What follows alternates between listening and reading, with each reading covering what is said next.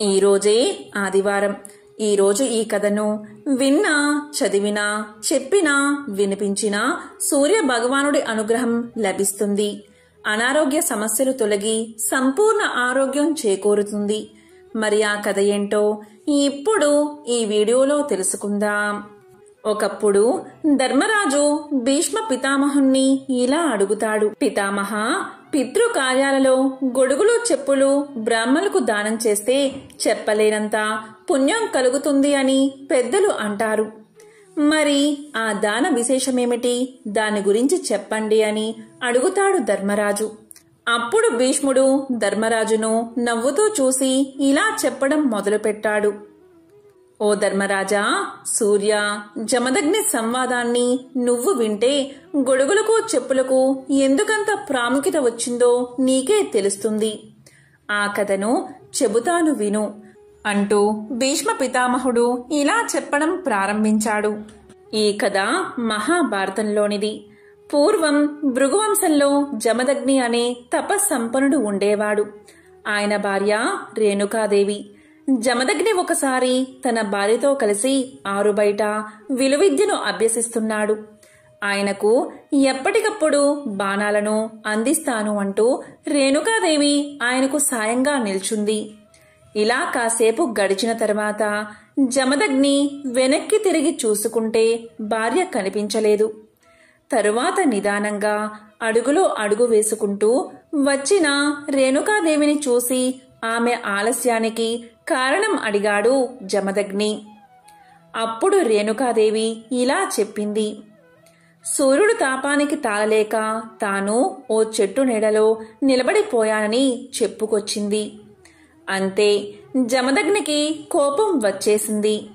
తన భార్యకి తాపం కలిగించిన ఆ సూర్యుడి వేడిని అడ్డుకోవాలి అనిపించింది. వెంటనే తన బాణాలతో ఆ సూర్యుడిని కప్పి పారేసేందుకు సిద్ధపడిపోయాడు జమదగ్ని. ఈ ప్రమాదాన్ని గ్రహించిన సూర్యుడు వెంటనే ఒక బ్రాహ్మణుడి రూపంలో జమదగ్ని చెంతకు చేరుకున్నాడు. ఇలా పలికాడు. మునివర్య, మీలాంటి జ్ఞానులు ఆ సూర్యుడి మీద కోపగించడం సమంజసమేనా? ఆ సూర్యుడి తాపం వల్లే కదా నీరు ఆవిరై తిరిగి వర్షంగా కురుస్తుంది. ఆయన శక్తి కారణంగానే కదా చెట్టు చేమ బతుకుతున్నాయి. అసలు ఆయన లేకుండా జీవం మనుగడ సాగించడం అసాధ్యం కదా అంటూ జమదగ్నిని శాంతింపచేసే ప్రయత్నం చేశాడు బ్రాహ్మణుడు. కాని ఎంతగా నచ్చ చెప్పినా జమదగ్ని శాంతించకపోవడంతో చివరికి సూర్యుడు తన నిజరూపంతో దర్శనం ఇచ్చాడు.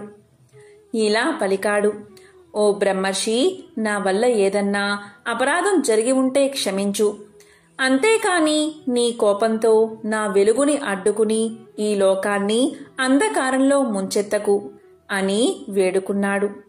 సాక్షాత్తు ఆ సూర్య భగవానుడే క్షమించమని కోరడంతో జమదగ్ని మనసు కరిగిపోయింది. సూర్యుడు కూడా తన వల్ల కలుగుతున్న తాపానికి ఉపశమనంగా గొడుగు చెప్పులను సృష్టించి జమదగ్ని దంపతులకు కానుకగా ఇచ్చాడు. అలా గొడుగు చెప్పులను ధరించడం, వాటిని దానం ఇవ్వడం మొదలైంది. సాక్షాత్తు సూర్యదేవుడే సృజించిన వస్తువులే ఈ గొడుగు పాదుకులు. వాటిని ఆ కర్మసాక్షి చెప్పినట్లుగా సత్పురుషుడైన బ్రాహ్మణుడికి దానమిస్తే అపార పుణ్యరాశి చేకూరుతుంది అని అనడంలో అనుమానమే లేదు. అంతేకాదు, వాటి దానం వల్ల ఎన్నో వేల రెట్ల పుణ్యఫలం కలుగుతుంది అని చెప్పాడు భీష్ముడు. ఇంకా ఇలా అన్నాడు. ధర్మరాజా, వేదవ్యాసుడు ఉపదేశించిన కొన్ని సామాన్య ధర్మాలు నీకు చెబుతాను, శ్రద్ధగా విను అంటూ ఇలా చెప్పడం మొదలుపెట్టాడు. ఇతరుల ధనానికి ఎన్నడూ ఆశపడకూడదు. ఎదుటి వ్యక్తి మనవంటి వాడే అని అనుకోవాలి. సమస్త వస్తువులు నశిస్తాయి, కాని అనుక్షణం వాటిని గ్రహించాలి. అన్నిటి మీద ఆసక్తి అనర్థదాయకం. ప్రాణులన్నిటినీ ప్రేమించాలి. ఇతరులకు మేలు చెయ్యాలి అనే తపన అలవాటు చేసుకోవాలి. పాపాన్ని చేస్తే ప్రాయశ్చిత్తం చేసుకోవాలి అని చెప్పి భీష్ముడు ధర్మరాజుతో ఇలా పలికాడు. ధర్మరాజా, ప్రాణాపాయ శకునాల గురించి చెబుతాను విను అంటూ మళ్ళీ ఇలా చెప్పడం మొదలుపెట్టాడు. బంగారం పూత పోసినట్లుగా ఉత్తర దిక్కున ఎవరైనా ఏ వ్యక్తి అయినా కనిపిస్తే ఆ వ్యక్తి 3 ఏళ్లలో మరణిస్తాడు. సూర్యుడు కాంతి విహీనంగా కనిపిస్తే 2 ఏళ్లకే మరణిస్తాడు. వెన్నెలలో తన నీడలో ఎక్కడైనా చిన్న రంధ్రం ఉన్నట్లుగా కనిపిస్తే అతను ఏడాదిలో మరణిస్తాడు. ఆ నీడలో తలభాగం కనిపించకపోతే 6 నెలలకే మరణిస్తాడు. 2 చేతులతో 2 చెవుల్ని మూసుకున్నప్పుడు లోపలి ధ్వని ఏమాత్రం వినిపించని పక్షంలో 1 నెల రోజుల లోపలే మరణిస్తాడు. చెవులో ముక్కు దిగజారిపోయి దంతాలు కళ్ళు పాలిపోయినట్లుగా ఉంటే మరణం ముంగిట ఉన్నట్లే అని భీష్ముడు చెప్పగా ధర్మరాజు ఇలా పలికాడు. అవి వింటుంటే భయంగా ఉంది పితామహ అని పలికాడు. అప్పుడు భీష్ముడు ఇలా అన్నాడు. భయపడాల్సిన పనిలేదు ధర్మరాజా. ఇలాంటి శకునాలు కనిపించిన మరుక్షణమే ఏకాగ్ర దృష్టితో పరమేశ్వరుని ప్రార్థిస్తే ప్రాణానికి ఎటువంటి ప్రమాదమూ ఉండదు. పైగా పరమశివుని అనుగ్రహ భాగ్యం లభిస్తుంది అన్నాడు భీష్ముడు. ఇంకా ఒక కథను ఇలా చెప్పాడు. ఒకానొకసారి యుద్ధం జరుగుతున్న సమయంలో రథాలు పరుగులు తీస్తూ ఉన్నాయి. వాటికంటే వేగంగా ఒక కీటకం పరుగులు తీస్తూ రథాలను దాటిపోతూ ఉంది. దానిని వేదవ్యాసుడు గమనించాడు. అప్పుడు వ్యాసుడు కీటకాన్ని ఇలా అడిగాడు. ఎందుకంత వేగం? దానికి కారణమేమిటి అని అడిగాడు. అప్పుడు కీటకం ఇలా చెప్పింది. ఏం చెప్పమంటావు మునీంద్ర? ఒకదాని వెనుక ఒకటిగా రథాలు వస్తున్నాయి. రథ చక్రాల ధ్వని మారు మోగుపోతూ ఉంది. గుర్రాలను అదిలిస్తున్న వారి గొంతు మహాభయంకరంగా వినిపిస్తుంది. నాకు చాలా భయం వేస్తుంది. బతుకంటే ప్రాణికి మహా ఇష్టం. చావంటే చెప్పలేనంత దుఃఖం. ఆ దుఃఖాన్ని నేను తట్టుకోలేను. చనిపోవడం నాకు ఇష్టం లేదు. అందుకే విపరీతమైన వేగంతో పరుగులు తీస్తున్నాను. ప్రాణభీతి కంటే పరమ ఆందోళనకరం ఇంకేముంది మునీశ్వరా అని పలికింది. అప్పుడు ముని ఇలా అన్నాడు. ఓ కీటకమా, నీలాంటి జీవులకు ఇంద్రియ సుఖం ఉంటుందా? ఒకవేళ సుఖం ఉన్నా అది ఎంతసేపు ఉంటుంది? ఇప్పుడు దుఃఖంతో ఉండే నువ్వు బతికి ప్రయోజనమేమిటి? చనిపోవడమే సుఖం కదా. బాగా ఆలోచించు, నీకే అన్నీ తెలుస్తాయి అన్నాడు వ్యాసుడు. దానికి కీటకం ఇలా పలికింది. అదేమిటి మునీంద్ర, అంతమాట అన్నావు? పురుగులకు ఇంద్రియ సుఖం లేదన్నట్లుగా మాట్లాడుతున్నావేమిటి? మాకు మా స్థాయిని బట్టి ఇంద్రియ సుఖాలు ఉంటాయి. వాటిని మేము కూడా అనుభవిస్తూ ఉంటాం. కాబట్టే మాకు చావంటే భయం.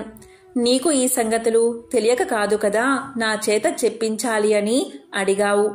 అంతేనా అని పలికింది కీటకం. అందుకు వ్యాసుడు గట్టిగా నవ్వాడు. మహాముని, నీకెందుకో నా పూర్వజన్మ వృత్తాంతం చెప్పాలని ఉంది. చెబుతాను, వింటావా అంది కీటకం. దానికి మునీశ్వరుడు చెప్పు అని పలికాడు. అప్పుడు కీటకం ఇలా చెప్పడం మొదలుపెట్టింది. మునీంద్ర, విను. గత జన్మలో నేను బాగా డబ్బున్న వాడిని. అయినా ఇంకా సంపాదించాలి అనే అత్యాశతో ఇతరుల డబ్బు కూడా కాజేసేవాడిని. కోపం, పెద్దల పట్ల ప్రముఖుల పట్ల వినయాన్ని ప్రదర్శించకుండా ఎగతాళి చేసేవాడిని, తిరిగేవాడిని. కానీ నేను నా తల్లి పట్ల మాత్రం జాగ్రత్తగా ఉండేవాడిని. నా తల్లిని కంటికి రెప్పలా కాపాడుకునేవాడిని, ప్రేమగా చూసేవాణ్ణి. ఒకరోజు ఒక బ్రాహ్మణుడు నా దగ్గరకు వచ్చాడు. అతను అడిగినవి అన్నీ సమకూర్చిపెట్టి దండం పెట్టాను. ఆ పుణ్యకార్య విశేషం వల్లే నాకు ఈ పూర్వజన్మ జ్ఞానం కలిగింది. మంచి చేస్తే మంచే జరుగుతుందని నాకు అప్పుడు తెలిసింది. మహాముని, అడుగుతున్నానని ఏమీ అనుకోకపోతే పుణ్యకృత్యాల ఆచరణ విశేషాలు నాకు చెప్పు అంది కీటకం. ఈ జన్మకి ఇంతకన్నా గొప్పది లేదని నాకు అనిపిస్తుంది. దయచేసి చెప్పండి స్వామి అని వేడుకుంది. అప్పుడు వ్యాసుడు ఇలా చెప్పాడు. ప్రత్యేకించి నీకు చెప్పాల్సింది ఏమీ లేదు. నీవు చేసిన పాపాల వల్లే నీవు పురుగుగా జన్మించావు. ఈ సంగతి నీకు కూడా బాగా తెలుసు. అలాగే చివరలో పుణ్యం చేయడం వల్ల నీకు ఈ జన్మలో పూర్వజన్మ జ్ఞానం కలిగింది. ఇది కూడా నీకు తెలిసిన విషయమే. నీ గురించి నాకు ముందే తెలుసు కాబట్టి నీతో మాట్లాడాలి అని నాకు అనిపించింది. అందుకే నేను నీతో మాట్లాడాను. నా తపశ్శక్తితో నీ కీటకత్వాన్ని తొలగిస్తాను. బాధపడకు. తపఫలానికి మించింది లేదు. మానవ జన్మను స్వీకరించి పుణ్యం చెయ్యి. అది నీకు ఎంతో శుభప్రదం. నువ్వు చేసిన పుణ్యం కారణంగానే నీకు పూర్వజన్మ జ్ఞానంతో పాటు నన్ను కూడా కలుసుకోగలిగే అదృష్టాన్ని సాధించావు. నీకు ఇక సమున్నత స్థితి లభిస్తుంది. త్వరలోనే నీవు మానవ జన్మను సాధిస్తావు. మానవ జన్మలో కూడా నీకు పూర్వజన్మ జ్ఞానం ఉంటుంది. దాంతో నీకు ధర్మ తత్పరత అలవడుతుంది అని పలికాడు వ్యాసుడు. ఆ తరువాత కీటకం వైపు చూసి శుభం భూయాత్ అని ఆశీర్వదించాడు. అప్పుడు వ్యాసుని పాదాలకు అంటింది కీటకం. అతనికి ప్రణమిల్లింది. ప్రాణత్యాగం అక్కడే చూసింది. ఆ దృశ్యాన్ని చూసి లోకంలోని ప్రాణులన్నీ అద్భుతం అని అనుకున్నాయి. వ్యాస మహర్షి ఆశీస్సులకు అనుగుణంగా మరణం తరువాత మానవుడిగా అనేక జాతుల్లో జన్మించింది ఆ కీటకం. పుణ్యకర్మలు ఆచరించి చివరికి క్షత్రియ వంశంలో వర్ధిల్లింది. తరువాత రాజు అయ్యింది. రాజు అయి ఏనుగుపై కూర్చుని వేలకొలది కొమ్మిటి ఏనుగులతో, ఛత్ర చామరాలతో, రకరకాల కేతనాలతో పరుగులు తీసే పరివారంతో వ్యాస మహర్షిని మళ్లీ సందర్శించింది. అతని పాదాలకు నమస్కారం చేసి నిలబడింది. రాజు అనుకోను ఎంతగానో మెచ్చుకున్నాడు వ్యాసుడు. అభిమానంగా అక్కున చేర్చుకున్నాడు. తరువాత వ్యాసుడు ఇలా పలికాడు. రాజా, ఈ జన్మలో మునీంద్రులకే ఆశ్చర్యం కలిగించే మహనీయ తపశ్చర్యకు ఉపక్రమించు. నీవు తరువాత గోవుల కోసం కాని బ్రాహ్మణుల కోసం కాని యుద్ధం చేసి యుద్ధ భూమిలో మరణిస్తే పై జన్మలో బ్రాహ్మణత్వాన్ని సాధిస్తావు అన్నాడు వ్యాసుడు. చెప్పినట్లుగానే చేశాడు ఆ రాజు. తరువాత జన్మలో బ్రాహ్మణుడిగా జన్మించాడు. పుణ్యక్షేత్రాలు ఎన్నో సందర్శించాడు. యజ్ఞయాగాలు ఎన్నో చేశాడు. లోక ఆరాధ్యుడు అయ్యాడు. మరణించిన తరువాత స్వర్గలోకంలో దేవేంద్రుడికి మిత్రుడు అయ్యాడు. కొన్నాళ్లకు కైవల్యాన్ని అందుకున్నాడు. ధర్మరాజా, యుద్ధంలో మరణించిన బంధువులు ఏమయ్యారా అని నీవు ఆందోళన చెందుతున్నావు. ఏ లోకాలు ప్రాప్తించాయో తెలుసుకోవాలి అని అనుకుంటున్నావు. అసలు సంగతి చెబుతాను విను. కురుక్షేత్రంలో ప్రాణాలు కోల్పోయిన వారందరూ ఉత్తమ లోకాల్ని పొందుతారు. ఈ విషయమై నీకు ఇక ఆందోళన అవసరం లేదు అని అన్నాడు భీష్మ పితామహుడు. మహాభారతంలో మణిపూస భీష్ముడు శాపవసాన భూమి మీద పుట్టాడు. వరప్రభావంతో స్వచ్ఛంద మరణాన్ని పొందాడు. ఈ పుట్టుక ఆ చావు మధ్య అంతులేని అనుభవాలు ఆయన జీవితంలో కోకొల్లలు. భీష్ముడు శస్త్ర అస్త్ర ప్రయోగాల్లో గురువును మించిన శిష్యుడు. శాస్త్ర విషయాలు సానబెట్టి చెప్పడంలో గురువరేణ్యుడు. రాజధర్మం, రాజనీతి గురించి పాండవులకు ఆయన బోధించిన సూత్రాలు సర్వకాలాలకు ఆచరణ యోగ్యాలు. అంపశయ్యపై ఉన్నాడు భీష్ముడు. ఆయన అస్తమిస్తే సకల జ్ఞాన సంపదలు అక్కడితో ఆవరైపోతాయి. కాబోయే రాజుకు ధర్మ సూక్ష్మాలు తెలిసేదెలా? అందుకే పాండవులను పితామహుడి దగ్గరికి పంపాడు శ్రీకృష్ణుడు. పాండుపుత్రులను వాత్సల్యంతో ఆదరించాడు భీష్ముడు. కృష్ణ భగవానుడి ఆదేశం మేరకు కర్తవ్య నిర్వహణ, ప్రజాపాలనపై పాండవులకు చక్కని బోధ చేశాడు. రాజనీతిని ఉద్బోధించాడు. మంచి పాలకుడు అనిపించుకోవాలంటే ప్రజలను ఎలా పరిపాలించాలో సూచించాడు. దుష్ట పాలకుడు అనిపించుకోకుండా ఉండాలంటే ఎలాంటి జాగ్రత్తలు పాటించాలో వివరించాడు. ఎంతో పవిత్రమైన విశేషమైన ఈ రోజు ఈ కథలను విన్నా, చదివినా, చెప్పినా, వినిపించినా సకల శుభాలు కలుగుతాయి. ఆ శ్రీకృష్ణ భగవానుడి అనుగ్రహం తప్పకుండా మీకు కలుగుతుంది. మరి ఆ కథలేంటో ఇప్పుడు ఈ వీడియోలో తెలుసుకుందాం. ఒకరోజు ధర్మరాజు భీష్ముడి దగ్గరకు చేరి, పితామహ, కొన్నిసార్లు మంచివారు దుర్మార్గులుగా, దుర్మార్గులు సజ్జనులుగా కనిపిస్తారు. గుర్తించడం కొంచెం కష్టమే కదా అని పలికాడు. దానికి భీష్ముడు నవ్వి ఒక కథ చెప్పడం మొదలుపెట్టాడు. ధర్మరాజా, నేను చెప్పేది శ్రద్ధగా విను. పూర్వం రాక్షస ప్రవృత్తి గల ఒక రాజు చనిపోయి నక్కగా జన్మించాడు.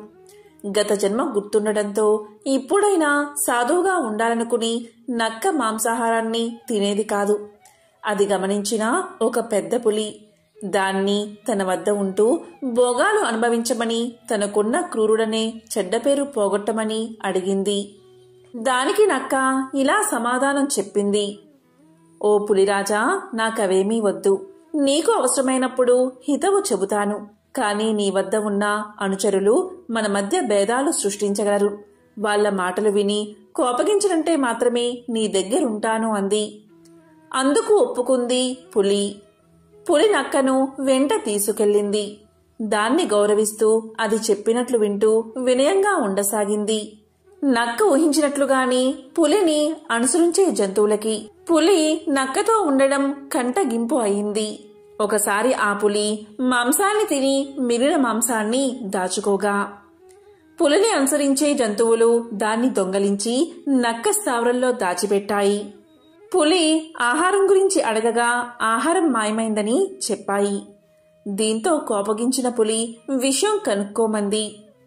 దానికి అవి నక్క స్థావరంలో ఆహారం దొరికిందని, తాము అనుమానిస్తున్నదే జరిగిందని, నక్క మాంసం తినకపోవడం అసంభవం అంటూ చెప్పి ముందే ఆకలితో రగిలిపోతున్న పులిని ఇంకా రెచ్చగొట్టాయి. దీంతో పులి కోపంతో వెంటనే నక్కని చంపమని ఆజ్ఞాపించింది. ఈ సంగతి తెలిసిన పులి తల్లి వేగంగా అక్కడికి వచ్చి తొందరపడవద్దని హితవు చెప్పింది. జరిగిందేమిటో పులికి అర్థమైంది. దీంతో పశ్చాత్తాపం చెందిన పులి నక్కని క్షమాపణ కోరింది. అవమానించిన వారితో చెలిమి తగదంటూ తన మానాన వెళ్లిపోయింది నక్క. కనుక చెప్పుడు మాటలు ఎప్పుడూ చేటే చేస్తాయి. సొంతంగా విశ్లేషించి నిర్ణయం తీసుకోవాలి అని ధర్మరాజుకు భీష్మ పితామహుడు హితవు చెప్పాడు. పాండవుల్లో పెద్దవాడైన ధర్మరాజుకు స్త్రీల గురించి వివరిస్తూ భీష్ముడు చెప్పిన కథ ఇది. పూర్వం దేవశర్మ అనే ముని ఉండేవాడు. అతని భార్య చాలా సౌందర్యవతి. దేవశర్మ ఒక యజ్ఞ కార్య నిమిత్తం పోతూ తన శిష్యుడైన విపులుణ్ణి పిలిచి ఇలా పలికాడు. ఓ విపులా, నా భార్య అతిలోక సుందరి. ఆమె కొరకు దేవేంద్రుడు పొంచి ఉన్నాడు. నేను ఇంద్రుడి ఉపాయం తిప్పికొడుతూ నా భార్యను రక్షించుకుంటున్నాను. నేను ఇప్పుడు యాగం చేయడానికి వెళ్తున్నాను. కనుక నీవు నా భార్యకు రక్షణగా ఉండాలి అని చెప్పాడు గురువుగారైన దేవశర్మ. అప్పుడు శిష్యుడైన విపులుడు ఇలా పలికాడు. గురువుగారు, మీరు చెప్పినట్లే చేస్తాను. కాని ఇంద్రుడు మాయావి కదా, ఏ రూపంలో వస్తాడో నేను ఎలా తెలుసుకోవాలి అని అడిగాడు. దానికి దేవశర్మ ఇలా పలికాడు. విపులా, నీవు చెప్పింది నిజమే. మాయావి అయిన ఇంద్రుడు పక్షుల రూపంలో, జంతువుల రూపంలో కూడా రాగలడు. కనుక జాగ్రత్త పడాలి. నేను ఆశ్రమంలో లేనని తెలిసిన ఇంద్రుడు నా భార్య కొరకు తప్పక వస్తాడు.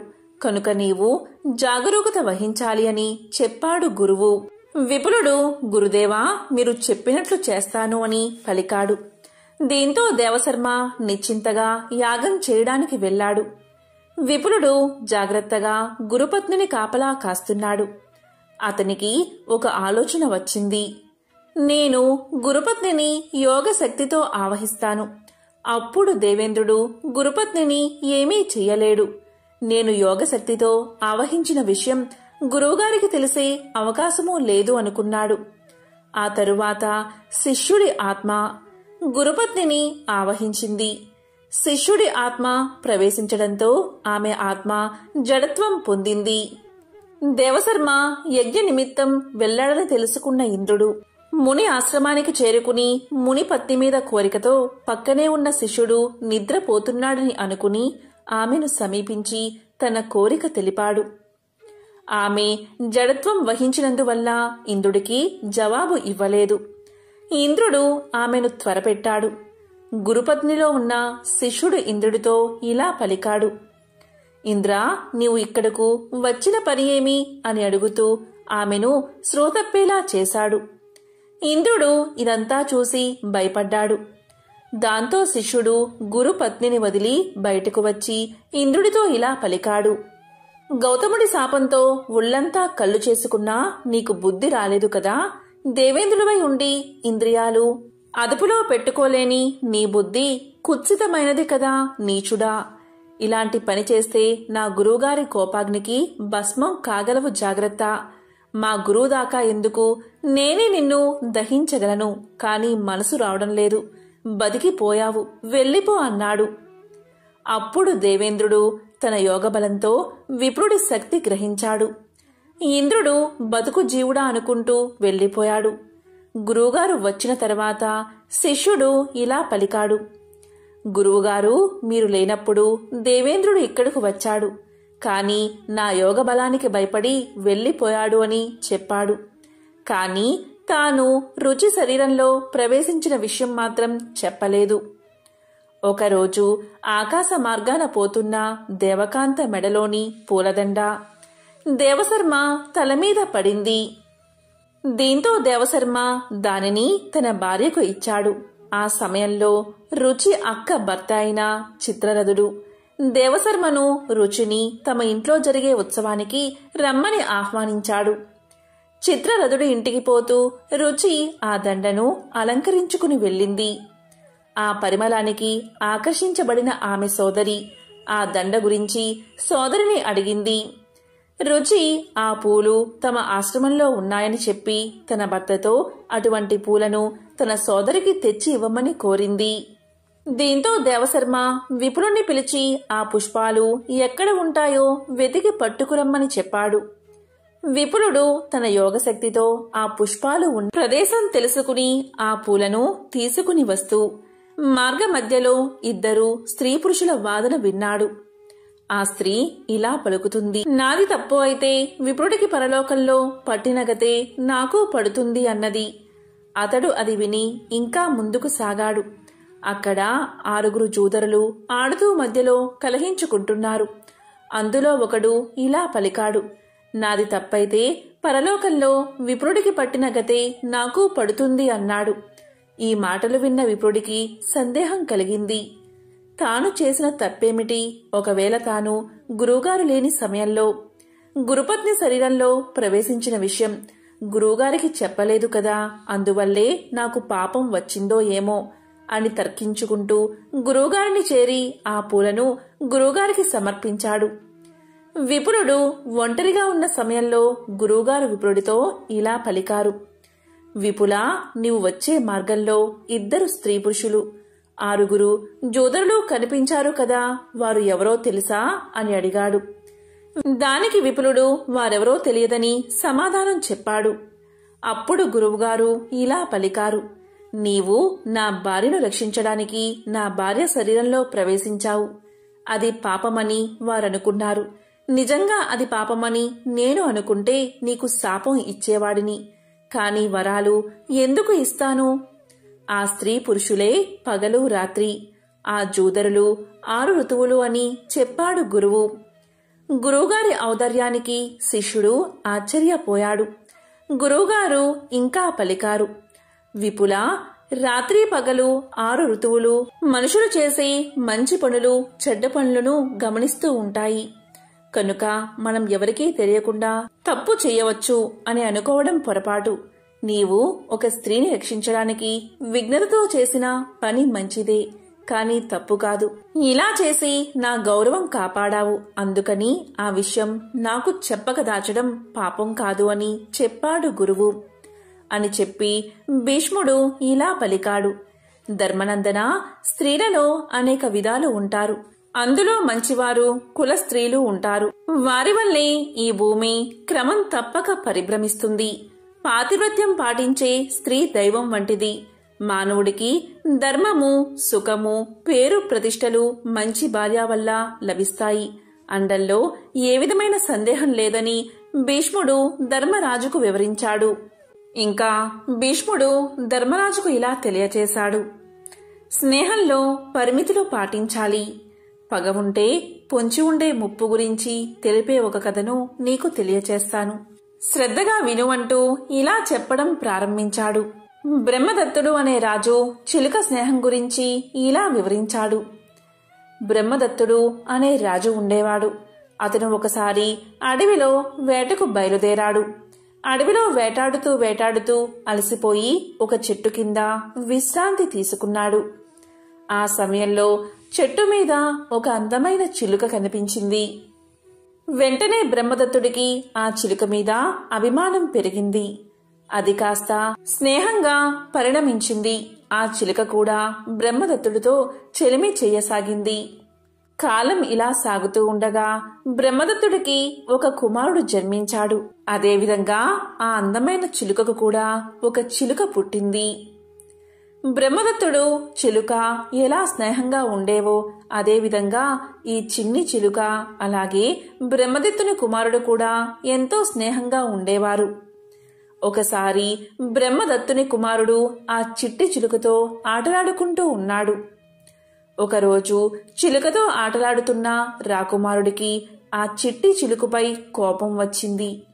అంతే, దానిని తన చేతులతో చిలిమి ప్రాణాలు తీసేశాడు. ఆ దృశ్యాన్ని చూసిన పెద్ద చిలుకకు గుండె మండిపోయింది. ఇక కోపం ఆపుకోలేక తన గోళ్లతో ఆ రాకుమారుడిపై దాడి చేసి 2 కళ్ళను పొడిచేసింది. దీంతో రాకుమారుడు చూపుపోయి అంధుడిగా మారిపోయాడు. చిలుక అంతటితో ఆగకుండా రాజు దగ్గరకు వెళ్లి ఈ విషయం గురించి ఇలా తెలియచేసింది. రాజా, నీ కుమారుడు నా బిడ్డను చంపి పెద్ద తప్పు చేశాడు. అందుకు ప్రతిఫలంగా నేను అతడి కళ్ళను పొడిచి గుడ్డివాడిని చేశాను. ఇందులో నా తప్పేమీ లేదు.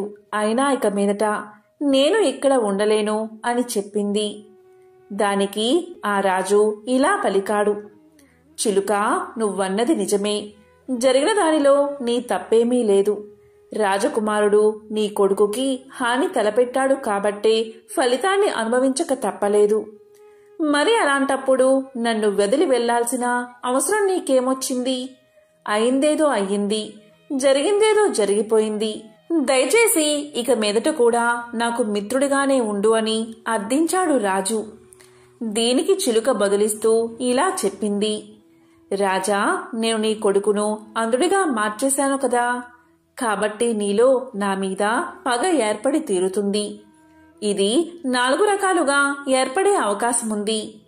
అది ఏంటి అంటే, ఇతరుల భూమిని అపహరించడం వల్ల, రెండవది ఆస్తి పంపకాల్లో అన్నదమ్ముల మధ్య వచ్చే కోపం, మూడవది ఆడవారి మధ్య మాటామాటా పెరగడం వల్ల వచ్చే కోపం, పగ, నాలుగవది ఎదుటివారి మనసుని గాయపరచడం వల్ల పగలు ఏర్పడతాయి. అలాంటి ప్రతికూల భావాలు ఒకసారి మొదలైతే ఇక వాటికి అంతం అనేదే ఉండదు. అలాంటి విద్వేషపూరిత వాతావరణంలో ఎవరినీ నమ్మడానికి వీల్లేదు. నేను నీ కొడుకుకి అపకారం చేశాను కాబట్టి నీలో నా మీద ద్వేషం మొదలయ్యే ఉంటుంది. కాబట్టి నీ తీయని మాటలు విని నేను ఇక్కడ ఉండలేను అంటూ చిలుక ఎగిరిపోయింది. కాబట్టి ఓ ధర్మరాజా, రాజు అనేవాడు ఆ చిలుక మాదిరిగా తన జాగ్రత్తలో తానుండాలి. రాజ్యంలో ఎవ్వరిని గుడ్డిగా నమ్మరాదు. శృతి మెత్తగా మాట్లాడుతున్నట్లు కనిపించాలే కాని మనసు మాత్రం దృఢంగా ఉండాలి. అందరినీ నమ్మినట్లు ఉండాలి కాని తన జాగ్రత్తలో తాను ఉండాలి. ఎవరితోనూ హద్దులు దాటి చనువుగా మెలగరాదు. వ్యసనాలకు బానిసై విచక్షణ కోల్పోరాదు. అనుకున్న కార్యం పూర్తయ్యేదాకా రహస్యాన్ని బయటపెట్టరాదు. అంతేకాదు, పూర్తిగా తీరని రుణం, పూర్తిగా ఆరని మంట, పూర్తిగా చల్లారని పగ, ఈ మూడిటి విషయంలోనూ చాలా అప్రమత్తంగా ఉండాలి. ఎందుకంటే అవి ఎప్పుడైనా ప్రాణాంతకంగా పరిణమించగలవంటూ భీష్ముడు ధర్మరాజును హెచ్చరించాడు. పాండవుల్లో పెద్దవాడు ధర్మరాజు. ఆ ధర్మరాజుకి ఒకానొక సమయంలో ఉన్నత పదవుల్లో ఎలాంటి వారిని నియమించాలి అన్న అనుమానం వచ్చింది. ఇదే విషయాన్ని అంపశయ్య మీద ఉన్న భీష్మ పితామహుణ్ణి అడుగుతూ దయచేసి తన సందేహాన్ని నివృత్తి చేయమంటూ కోరాడు. అప్పుడు భీష్ముడు ఒక కథ ద్వారా ధర్మరాజు సందేహాన్ని నివృత్తి చేశాడు. ధర్మరాజా, నేను చెప్పేది శ్రద్ధగా విను. పూర్వం ఒక అడవిలో ఒక ముని తపస్సు చేసుకుంటూ జీవిస్తున్నాడు. ఒక కుక్క ఎప్పుడూ ఆ ముని వెంటే తిరుగుతూ ఉండేది. తన పట్ల విశ్వాసంగా ఉన్న ఆ కుక్కని చూసిన ముని దాన్ని తన చెంత ఉండనిచ్చేవాడు. వీరి అనుబంధం ఇలా కొనసాగుతూ ఉండగా ఒకరోజు ఆ కుక్క ఒక పులి కంటపడింది. అంతే, ఆ పులి తన పంజా విసురుతూ కుక్కని బలిగొనబోయింది. వెంటనే ఆ కుక్క పరుగు పరుగున పోయి మునీశ్వరుని వెనుక నక్కింది.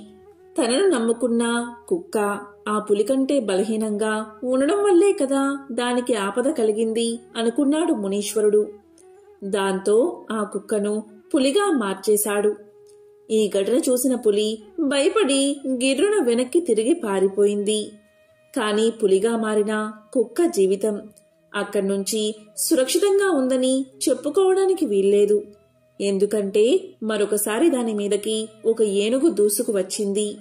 యథాప్రకారం పులి రూపంలో ఉన్న కుక్కను ఏనుగులా మార్చేశాడు ఆ మునివర్యుడు. ఇలా ఏ జంతువు దాడి చేసినా తన దగ్గర ఉన్న కుక్కను అంతకంటే బలమైన జంతువుగా మార్చసాగాడు ముని.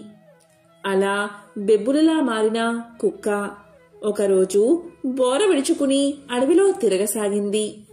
ఇక తన మీద దాడి చేసేంతటి శక్తి మరో జంతువుకు లేదన్న నమ్మకంతో నిర్భయంగా సంచరించసాగింది. కాని అలా తిరుగుతూ ఉండగా దాని మనసులో ఒక ఆలోచన మొదలైంది. మునివర్యులు నా మీద జాలి చూపారు కాబట్టి నన్ను అన్నిటికంటే శక్తివంతమైన జంతువుగా మార్చారు. అంతవరకు బాగానే ఉంది. కాని రేపు మరో జంతువు ఏదన్నా మునీంద్రుణ్ణి శరణు వేడితే నా పరిస్థితి ఏమిటి? అప్పుడు నాకంటే బలమైన జంతువు ముందు తల వంచాల్సిందే కదా అనుకుంది.